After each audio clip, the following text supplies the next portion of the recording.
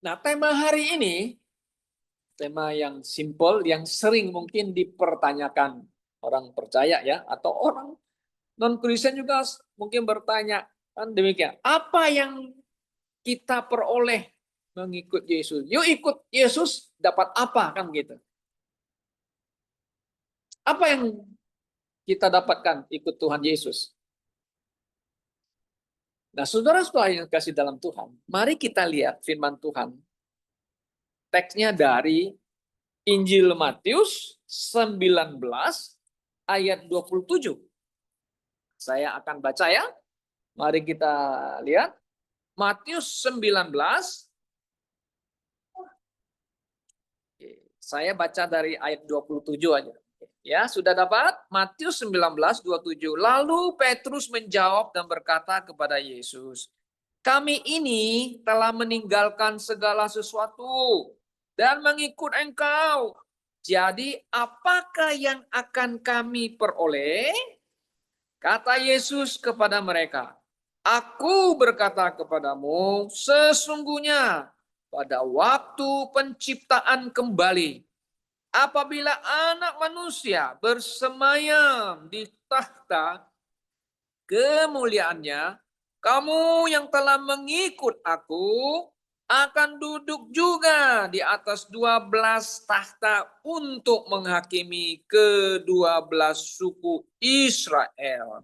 Dan setiap orang yang karena namaku meninggalkan rumahnya, saudaranya, laki-laki atau saudaranya perempuan, bapak atau ibunya, ada satu yang hilang, atau istrinya, anak-anak atau ladangnya, akan menerima kembali 100 kali lipat dan akan memperoleh hidup yang kekal. Demikian pembacaan kita, ya.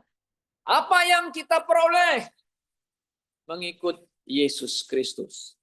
Saudara-saudara mungkin masih ingat ya, pada waktu kita mau pemilu ya, yaitu di zamannya Pak Jokowi kan, wah, di periode pertama, wah kita melihat kita sebagai orang yang memberikan suara kepadanya sangat happy, senang gitu kan. Apalagi mereka yang langsung terlibat, yang mengikut beliau, yang disebut pro Jokowi.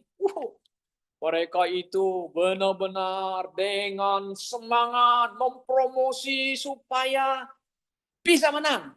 Kan begitu. Nah sekarang kita yang memberi suara, apa yang kita dapat? Nggak dapat apa-apa kan? Betul nggak? Tapi mereka yang mengikut dia di garis depan, wah berteriak-teriak beri semangat. Ikut dia untuk apa? Pasti ada mau dapat imbalan ya. Betul kan? Setuju kan? Mau mendapat sesuatu dari dia. Betul. Setelah dimenang, wow, dapat menteri. Dapat apalagi jadi direktur apalah, ya kan? Dapat itu, dapat inilah mereka yang di garis depan gitu loh. Ya kan? Wah, bisa bisnis. Cuan. Kan? Kan saya dukung Anda loh. Masa you nggak kasih saya?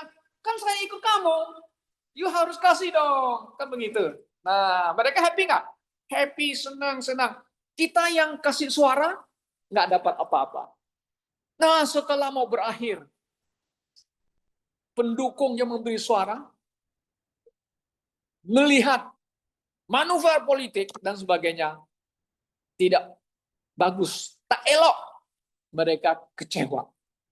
Yang tidak dapat uang, yang tidak dapat apa-apa, sangat kecewa. Mereka di depan, yang dapat sesuatu, nggak masalah. Kami kan sudah dapat, ya kan? Ya, mereka ada yang kecewa, pasti ada kecewa, saudara-saudara ya. Nah, karena itulah saudara-saudara, sifat manusia ikut orang yang hebat, tentu harus mendapatkan sesuatu imbalan, kan begitu, ya kan? Nah, ini mengingatkan kita, saudara, bahwa Firman Tuhan dengan jelas mengatakan di Yeremia pasal 17 ayat 5, saudara bisa baca, dan ayat ke-7. Nah, Yeremia mengingatkan orang Yahudi, orang Israel, terkutuklah orang yang mengandalkan manusia. Nah, mengatakan manusia ini termasuk raja, juga termasuk pemerintah. You mengandalkan manusia, Anda akan kecewa. You mengharapkan manusia, Anda akan kesal dan Anda akan marah. Kan gitu. Ya tak? Kita sudah mengharap kamu, tapi realitanya, kenyataannya tidak memenuhi apa yang kami inginkan. Kan begitu. Ya. Nah, tetapi firman Tuhan dengan tegas juga mengatakan, diberkatilah, nah ayat 7 ya, di Yeremia pasal 17, diberkatilah mereka yang mengandalkan Tuhan, yang menaruh harapannya kepada Tuhan. Jadi sebenarnya, saudara, secara tidak sadar dalam pikiran kita, kita sudah memberi suara dukung-dukung orang yang kita anggap, wah ini boleh, ini bisa. Tetapi kita kecewa.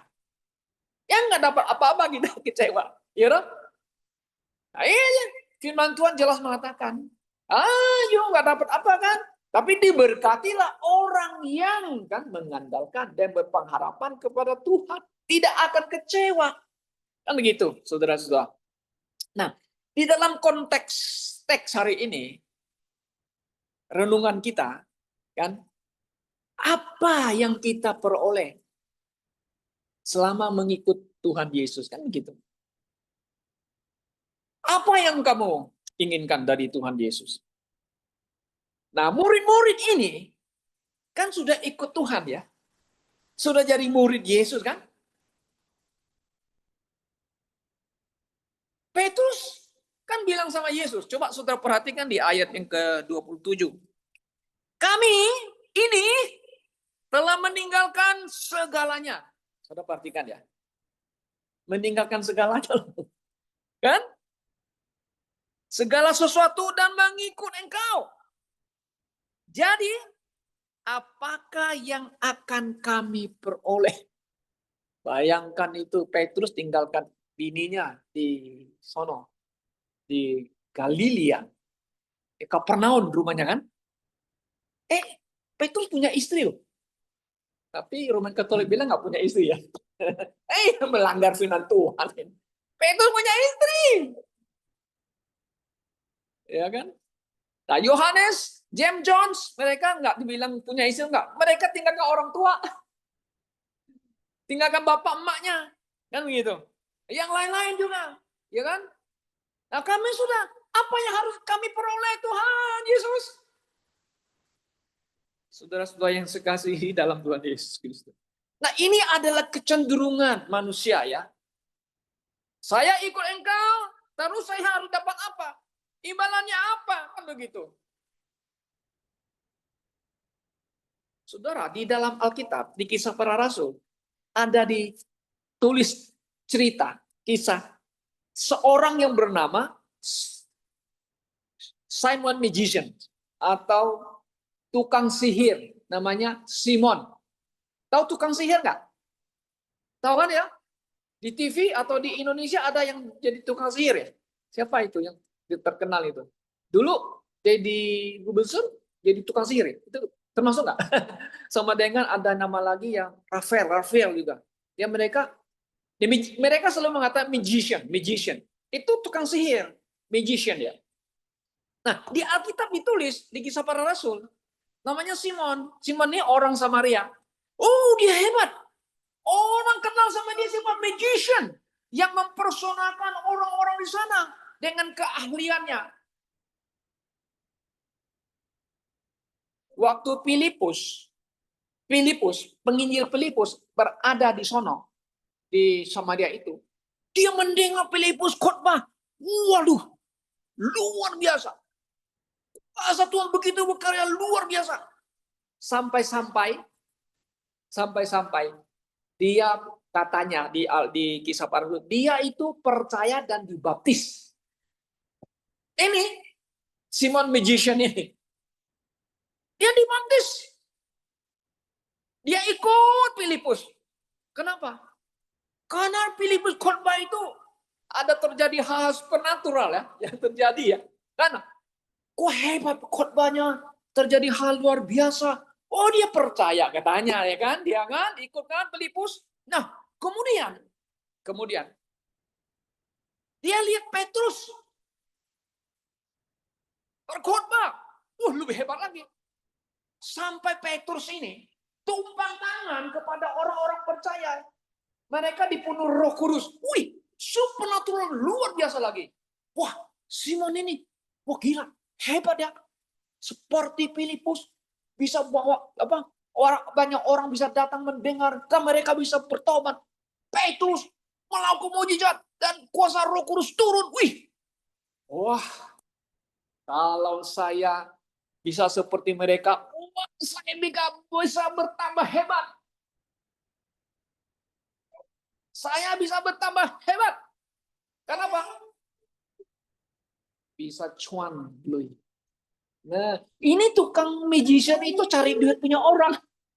Ya, nah, lalu dia bilang, hamba Tuhan, katanya kan. Simon Peter. Nah, namanya sama-sama pakai Simon. Ini Petrus. Dia ini Simon. Simon magician, saya panggil dia ya. Saya bayar engkau uang.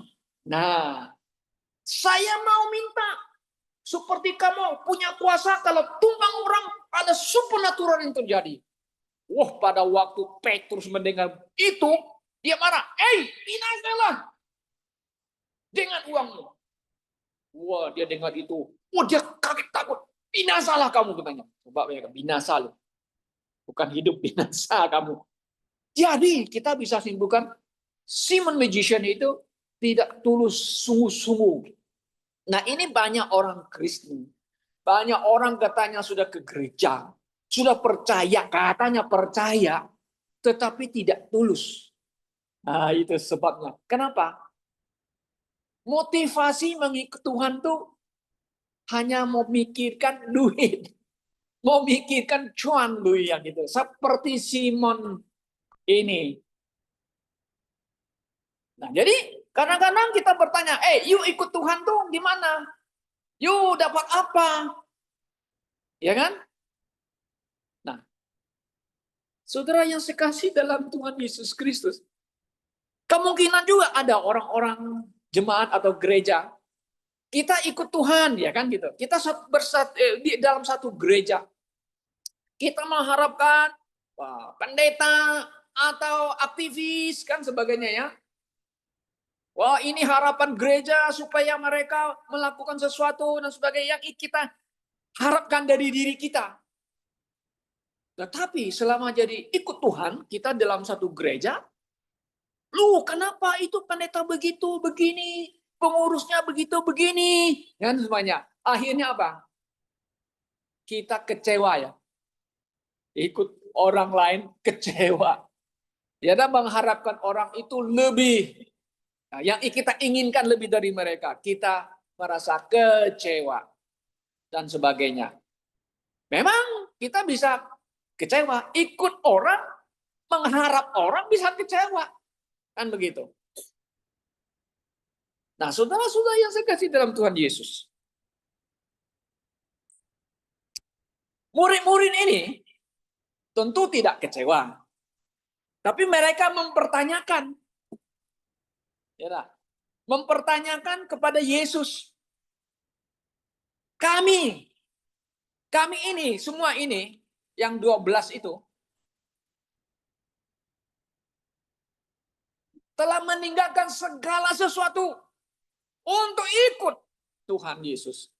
Sekarang apa yang kami perolehkan? Kan begitu. Nah, saudara, apa jawaban Tuhan Yesus? Wah, jawaban Tuhan, janji Tuhan Yesus itu luar biasa. Mari kita lihat ayatnya tadi. Coba kita lihat ayatnya. Oke? Aku berkata kepadamu, katanya ya. Aku, Yesus yang ngomong ya. Aku berkata kepadamu, ya, sesungguhnya pada waktu penciptaan kembali, Nah, ini penciptaan kembali itu apa itu? Banyak orang nafsi, oh penciptaan kembali. Oh, ini ada apa namanya? Namanya kalau di Buddha itu namanya hukum karma apa? Reinkarnasi. Hukum karma. Reinkarnasi. Wah. Nah, kalau konsepnya Buddha kan reinkarnasi kan begini. Kalau you buat baik sekarang, nanti satu hari you mati, you akan menjadi orang yang mungkin kaya, mungkin orang. Tapi kali ini kamu jahat-jahat. Nanti terjadi inkarnasi, kamu akan jadi tikus. Ya, kamu akan jadi apa? Babi. Dipotong-potong orang, kamu gitu. Nah, itu konsep ajaran Buddha namanya inkarnasi. Nah, ini apa? Penciptaan kembali. Nah, mari kita lihat ya, firman Tuhan. Coba saya cek lagi ya. Coba kita lihat di dalam King James Version ya, KJB ya. Di ayat yang ke-28 kan begini, coba kita lihat, oke? Nah, ini dikatakan juga kalau terjemahan ke Indonesianya pada waktu penciptaan kembali. Nah, bagus sih kan? Oke? Ya enggak? Penciptaan kembali. Ya, kalau bahasa Inggrisnya kan di sini mengatakan kan, coba lihat dia 28 ya. Oke. In the generations when the Son of Man shall sit in the throne. Nah, kan? Jadi penciptaan kembali ketika anak manusia bersemayam di tahta kemuliaannya, kamu akan duduk juga di atas 12 tahta untuk menghakimi ke-12 suku Israel. Wah, ini adalah janji Tuhan loh kepada ke-12 rasul yang mengikut Tuhan. Nah, penciptaan kembali itu apa? Adalah tentang kedatangan Tuhan Yesus yang kedua kali, di mana dia akan merenovasi dunia ini yang jahat ini menjadi bagus, baru, menjadi kerajaan milenium. Kerajaan 1000 tahun. Nah, saudara, saat ini kan dunia ini penuh kejahatan ya. Dunia ini akan berakhir. Ya, berakhir. Gereja akan selesai nanti di mana? Kita di rapture. Masuk ke dalam 7 tahun penderitaan. Nah, disitulah hukuman Tuhan, murka Tuhan dijatuhkan kepada dunia ini mereka yang menolak Yesus, menolak Injil, menolak kebenaran. Termasuk orang Yahudi, orang Israel yang tolak Yesus. Waduh, mereka menderita deh selama 7 tahun. Nah, jadi setelah 7 tahun selesai, orang Yahudi akan dibenci, akan dibunuh, akan disiksa. Baru mereka sadar pada waktu itu. Tak berdaya, teknologi mereka tidak mampu lagi untuk melindungi mereka. Mereka ditipu oleh Mesias palsu. Dibilang Mesias Yesus datang, Mesias palsu. Setelah itu mereka sudah mau habis-habisan kita. Baru mereka teriak, oh Yesus Kristus. Yang disalibkan itu ya, Yesus Kristus yang mana? Harus ada satu kata, beda dengan Yesus yang lain. Yesus Kristus, orang Nazaret. Seperti yang tertulis waktu Yesus mati itu.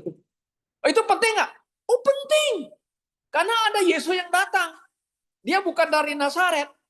Yesus yang dari Yerusalem. Aku Yesus, Mesias dari Yerusalem, aku dari Hebron. Waduh. Bukan. Alkitab dengan jelas. Yesus orang Nazaret. Kenapa? Dibesarkan di Nazaret. Maka itu orang Yahudi sampai ini nggak mau terima Yesus itu orang Nazaret. Dia yang datang. Baru Yesus akan datang menyelamatkan mereka. Ya, dan mengalahkan musuh dan mendirikan kerajaan 1000 tahun. Nah, itu penciptaan kembali itu.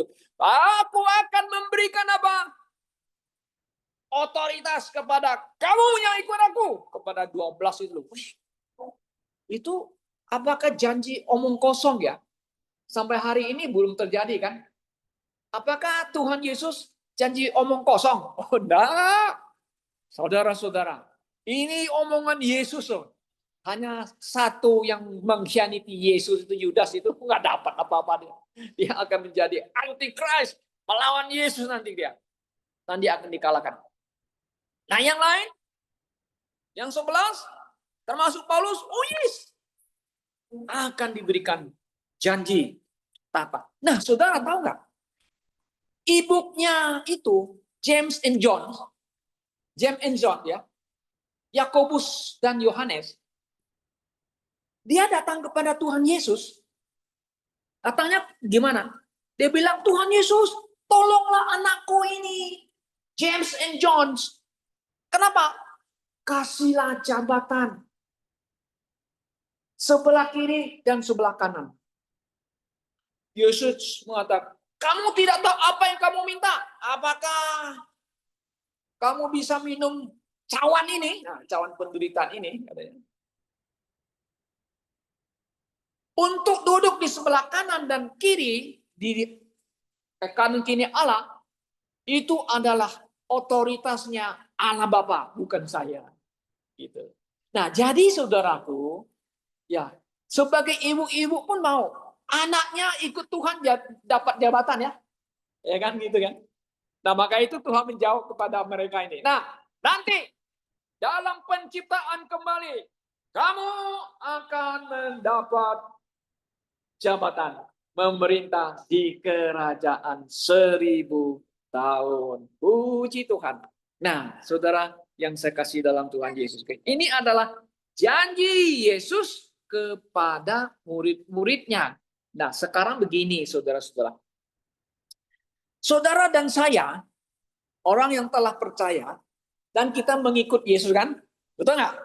Kita the followers of Christ. Apa yang saudara inginkan? Kan gitu. Apa yang saudara mau dapat dari Tuhan Yesus? Betul nggak? Ya kan? Kalau kita lihat dalam teks yang ini, saudara-saudara, ya teksnya sangat jelas, ya, bahwa murid-murid telah membayar harga loh. Betul nggak? Menjadi murid Yesus. Mereka bukan hanya mendapatkan hidup kekal, tapi dapat nanti jabatan yang Tuhan berikan. Luar biasa ya. Nah, dalam pemahaman makna mengikut Yesus, saudara-saudara, memang harus ada namanya harga yang harus dibayar kita ya. Memang anugerah ini tidak perlu bayar. Tetapi dalam mengikut mengiring Tuhan, memang harus ada harga yang harus dibayar.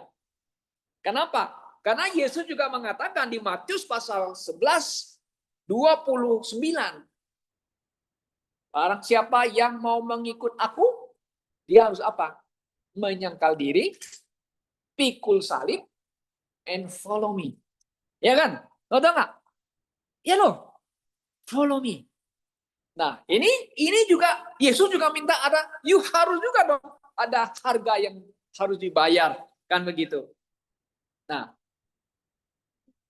di balik itu, saudara-saudara, harga yang harus bayar bukan berarti Anda dan saya berusaha mendapatkan hidup kekal. Enggak. Ini jangan salah. Banyak orang salah. Kok masa kalian enak aja terima anugerah, nggak buat apa-apa. Harus buat sesuatu supaya bisa selamat. Oh enggak.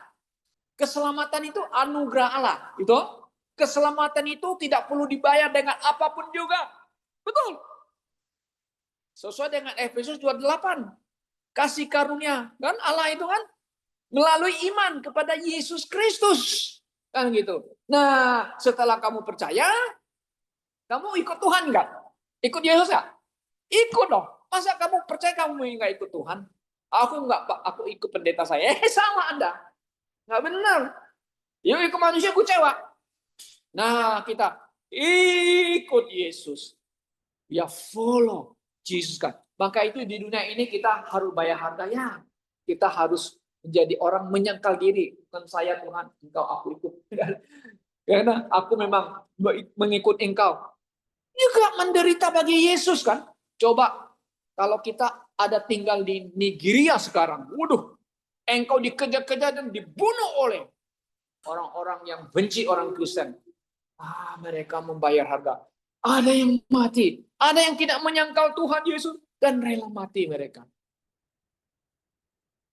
membayar harga. Oke. Nah, membayar harga bukan arti mendapat hidup kekal, tidak. Membayar harga supaya Anda nanti mendapatkan upah. Kan begitu? Upah apa? Rewards. Reward, saudara. Keselamatan itu bukan dicari. Keselamatan itu Anda percaya. Respon. Terima Yesus sebagai Tuhan dan Juru Selamat. Nah, sebagai orang percaya, orang ikut Tuhan Yesus, kita juga dijanjikan akan mendapat apa? Jabatan akan, yes, sesuai dengan perbuatan kita, dan akan mendapat apa? Rewards. Tentu yang paling utama ya saudara ya, kita ikut Tuhan ya, percaya Tuhan Yesus ya. Anda dan saya, kita semua adalah mendapatkan hidup yang kekal. Itu yang paling utama. Yang Tuhan Yesus janjikan ya. Itu yang paling utama. You percaya, tentu you follow Jesus kan. You mendapatkan, kita mendapatkan hidup kekal. Jiwa kita diselamatkan, tidak akan dihukum di api neraka. Ini jelas. Alkitab sangat jelas mengatakan. Roh apa di Yohanes 3:16 sangat jelas kan? Begitu besar kasih Allah kepada dunia sehingga dikaruniakan anak tunggalnya. Barang siapa yang percaya kan kepada Yesus tidak binasa. Sudah jelas. Kemudian kita lihat lagi Roma 10 9 dan Roma 10 9 10. Ya, dengan mulut kita mengaku Yesus, kita diselamatkan. Dengan hati kita percaya Yesus telah mati bangkit. Kita dibenarkan dan diselamatkan lagi. Coba. Firman Tuhan sangat jelas mengatakan semua itu. Yang paling utama, Anda percaya Yesus, yuk ikut Yesus. Hidup yang kekal. Ini yang tidak dicari oleh orang dunia. Orang dunia ikut seseorang yang hebat supaya dapat untung. Ya enggak? Sudah pasti. Tapi mereka tidak menyadarinya ya. Bahwa mereka nanti akan kecewa. Karena dunia ini akan berlalu. Tapi orang yang ikut Tuhan, justru mereka yang akan menikmati hidup yang kekal dan sukacita dan kemuliaan di satu hari nanti ketika Yesus akan datang kembali. Nah, kemudian saudara kita lihat bahwa orang-orang percaya, kita yang percaya, kita yang terjun dalam pelayanan ya di gereja, pun di mana kita yang melayani Tuhan, apa yang kita buat di dunia ini, baik atau buruk, satu hari kita akan dipertanggungjawabkan di hadapan pengadilan KPK.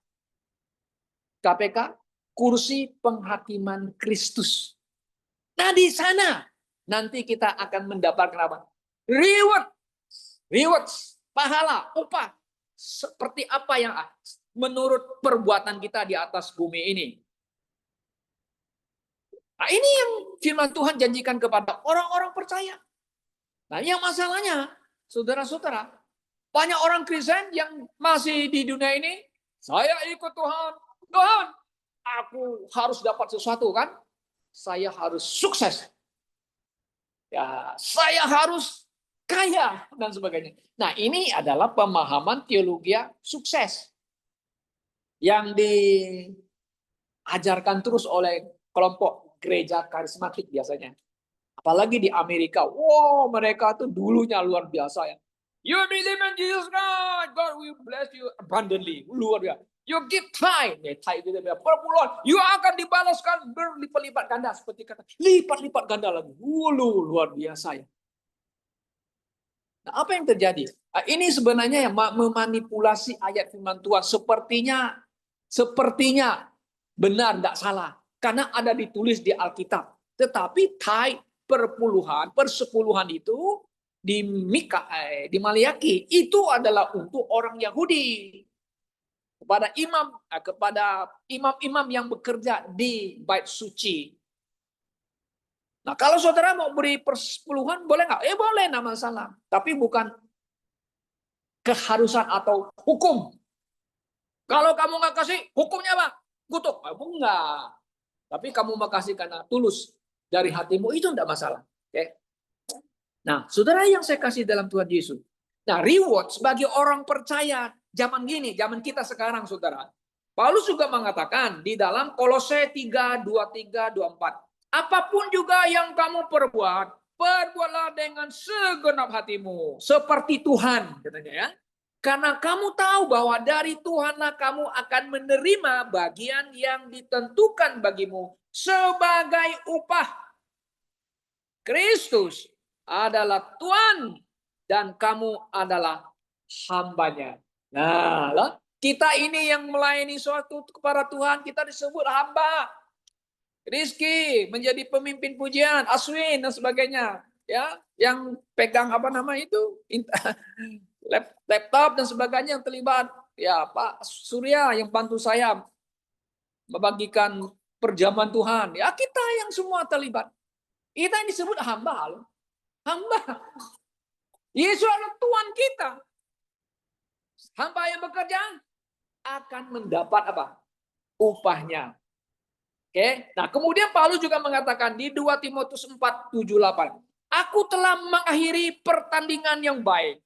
Sekarang telah tersedia bagiku mahkota kebenaran yang akan dikaruniakan kepadaku oleh Tuhan. Dan bukan hanya kepadaku saja, tetapi juga kepada semua orang yang merindukan kedatangan Yesus Kristus. Puji Tuhan. Ini Paulus ini tidak ego. Untuk aku, semua untuk aku hebat. Aku sudah berkorban. Aku sudah melayani Tuhan. Aku sudah rela mati. Untuk aku. No. Untuk saudara juga. Puji Tuhan enggak? Lihat Paulus. Dia tidak ego. Semua diklaim itu enggak. Mengatakan saudara-saudara yang merindukan kedatangan Tuhan. Anda sudah dapat upah satu. Namanya mahkota. Mahkota, pernah lihat mahkota enggak? Nggak pernah lihat, oke, hanya lihat di YouTube aja. Ya, ada gambar. Oh, dipakai. Biasanya raja yang pakai mahkota. Mahkotanya apa? Ada berlian, diamond. Aduh, macam-macam dia bisa kena sinar. Ini kan satu mahkota itu kemuliaan ya, luar biasa ya. Ya kan, raja mau di enak apa nama itu ya, di integrate menjadi raja seorang pakai mahkota. Keren. Saya ini omong-omong, ada satu pendeta di Indonesia. Wah, dia bangga sekali. Barusan bangga. Kenapa? Adiknya prophesy. Prophesy itu artinya bernubuat. Saya mendapat penglihatan dari Yesus Kristus. Ini kakak saya, abang saya, gembala kita. Diberikan mahkota dan tongkat untuk menjadi raja. Yes. Nah, you sudah tahu siapa yang kau ngomong. Nah, itu gereja dari mana? Anda juga sudah tahu. Saya tidak apa nama itu. Kita hanya ngomong-ngomong begini ya. Ini nggak benar begitu. Masa seorang klaim, wah dia pun happy senang. You mau jadi Mesias palsu ya? Yang menjadi raja itu, punya tongkat itu, punya mahkota itu. Itu adalah Yesus akan menjadi raja di atas raja. Kita hambanya yang diberikan mahkota upah waktu kita apa? Rindu kedatangannya. Memang kita akan menjadi raja dan imam nanti di kerajaan Yesus. Tapi kita bukan raja yang di atas gelar raja. Yesus yang raja. Ya, Yesus akan menjadi raja kita. Yes. Jadi sekarang banyak orang senang. Wah, kalau dibilang dia jadi raja, itu bisa nabi palsu, apa namanya, Mesias palsu, mengambil tempat Yesus. Oke. Nah, kemudian kita lihat saudara-saudara, Paulus ini mengatakan begini. Ya. Di 2 Korintus 5:10. Ini terkenal ayatnya. 2 Korintus 5:10. Sebab kita semua harus menghadap tahta pengadilan Kristus. Pengadilan KPK itu yang saya ngomong. Supaya setiap orang memperoleh apa yang patut diterimanya Ya patut diterimanya loh. Siapa? Kan? Sesuai dengan apa? Yang dilakukannya dalam hidupnya ini. Baik, jahat pun. Baik, yang baik ataupun yang jahat. Kok ada orang ikut Tuhan. Dia melakukan yang baik. Juga ada jahat.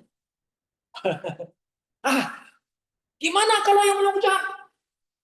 Hilang keselamatannya. Oh tidak. Tidak saudara. Ya, tidak. Nah, begini. Selama ikut Tuhan, bisa jatuh dalam dosa nggak orang yang pengikut Yesus? Bisa. Kalau kita tahu sadar, kita kembali kepada Tuhan.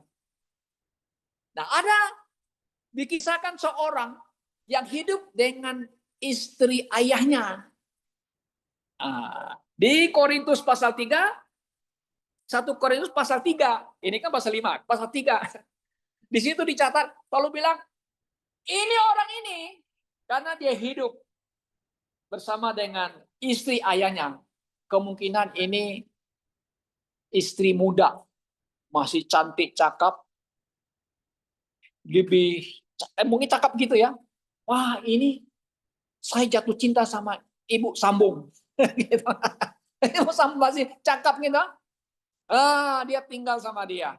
Nah, ini karena ada hubungan dengan love, cinta ya. Bukan kejahatan membunuh dan bukan. Tapi ini nggak benar. Paulus mengatakan, mari kita doakan. Tubuhnya diserahkan kepada siapa? Si iblis ya. Rohnya dikembalikan kepada Tuhan. Jadi selamat nggak? Selamat dong. Selamat. Selamat. Jadi saudara-saudara yang dikasih dalam Tuhan Yesus ya. Upah Anda bisa hilang. Ingat ya, upah Anda. Tetapi keselamatan tidak hilang. Oh, kok enak Bapak? Kalau gitu aku mau buat dosa deh. Pokoknya aku mau masuk surga. Berdosa dulu. Bisa masuk surga. Bukan begitu cara pandangnya, saudara. Nah, makanya banyak orang Kristen yang menuduh kita ini, pantasan kalian ya suka berdosa karena sudah ditanamkan doktrin keselamatan tidak bisa hilang. Mari kita berdosa supaya apa? Menikmati kedagingan kita. No. Bukan demikian, saudara-saudara.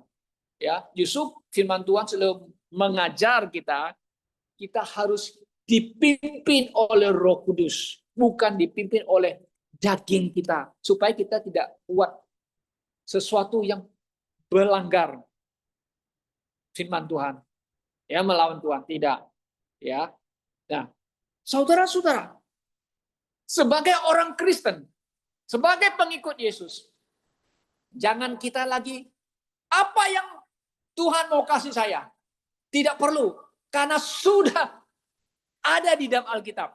Janji Tuhan pasti semuanya akan digenapi oleh Tuhan Yesus. Kenapa? Karena Yesus bukan manusia yang bisa melupakan janjinya. Seperti partai politik janji-janji, ngomong-ngomong, tapi tidak memenuhi dia keinginan rakyatnya. Ini menghibur orang. Kalau Yesus, dia janji, dia pasti akan menggenapi semua ini. Ya, jadi jangan kita bertanya, apa yang Tuhan mau kasih saya? Seharusnya kita bertanya, Tuhan, apa yang saya belum kasih kepada Tuhan? Karena begitu. Seharusnya ya, saya mau buat sesuatu untukmu Tuhan. Tapi saya tidak pintar seperti si Anu yang punya talentanya banyak. Nah, kan ada orang punya talenta yang banyak. Kan seperti yang kita bahas itu, PA itu. Kan banyak karunia-karunia Roh Kudus kan? Ada orang yang karunianya hebat. Seperti Rasul punya karunia melakukan mujizat. Ya ada yang tidak punya. Gitu loh. Jangan itu iri. Tuhan aku kok nggak dikasih? Nggak bisa. Kenapa? Karena karunia itu diberikan menurut kehendaknya Roh Kudus. Anda yang diberikan lagi apa? Pintar mengajar. Nah coba pintar. Ada orang diberikan karunia bisa memberi nasihat, melayani. Ada orang dikasih karunia berbelas kasihan kepada orang. Ada orang yang begitu loh. Ada orang juga nggak bisa begitu. Mengerti ya saudara? Itu kasih karunia yang Tuhan berikan kepada kita. Nah, karena itulah apa yang kita punya dari diri kita, kenapa kita tidak ngomong, Tuhan, aku mau buat sesuatu untuk Engkau. Apa yang kita lakukan sesuatu? Nah, ada satu pengkhotbah besar ya mengatakan, nah, kita sebut namanya aja, John Wesley. John Wesley pendiri gereja metode. Dia buat kata yang bagus, simple ya. Do good for Jesus every day. Nah, you know. You do good for Jesus every day. Do good. Apa do good ya? Kerjakan, lakukan yang baik bagi Tuhan Yesus. You buat baik sama orang. Itu untuk Tuhan Yesus. Ya, you menghibur orang demi Tuhan Yesus. Ya betul. You menolong orang demi Tuhan Yesus. Yesus enggak? Simple aja, kita nggak usah yang tinggi-tinggi ya. Dalam sehari-hari hidup kita. Mari kita buat sesuatu untuk Tuhan. Ya kita membagikan traktat kan bagus kan? Kita menceritakan tentang Tuhan Yesus kan bagus kan? Nggak usah berdebat sama dia. Ya, kalau berdebat orang paling nggak mau, paling marah gitu. Ya. Kita kasih tahu aja yang kebenaran-kebenaran nggak apa-apa. Betul. Kita sudah melakukan sesuatu untuk Tuhan Yesus. Tuhan Yesus tidak meminta kita melakukan puasa Tuhan. Nggak ada. Dia mau apa yang kita bisa lakukan menyenangkan Tuhan itu sudah Tuhan senang. Ya. Saudara yang saya kasih dalam Tuhan Yesus. Apa yang saudara mau dari Tuhan Yesus? Gitu. Tuhan Yesus sudah memberikan kita hidup kekal. Dan upahnya nanti pada waktu penciptaan baru di mana Tuhan Yesus datang, Dia akan memberikan sesuai dengan apa yang kita lakukan di atas bumi ini. Kiranya Tuhan menolong kita dan memberkati kita semuanya. Mari kita berdoa.